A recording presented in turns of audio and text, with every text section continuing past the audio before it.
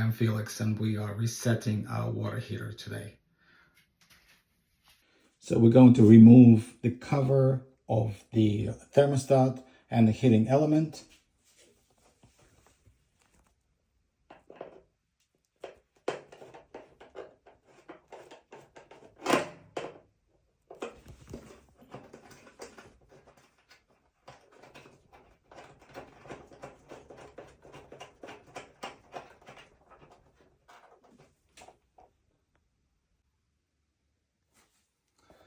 As you can see, the thermostat has 1, 2, 3, 4, 5, 6, or 7 connections and a regulator, which is right here.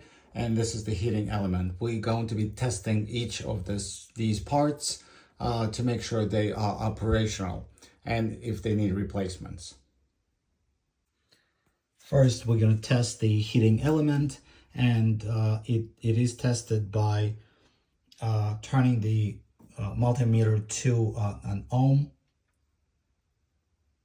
It'll be in this position, and if the heating element is working or in a working condition, it should show some resistance.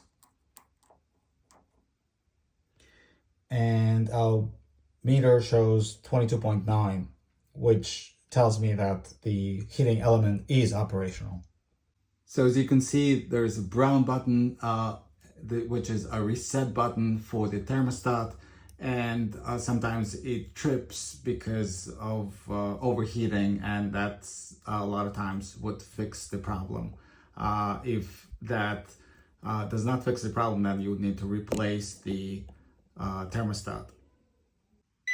Now that we reset the thermostat and test the heating element, it'll show 246 volts, which means there's electricity going to the heating element.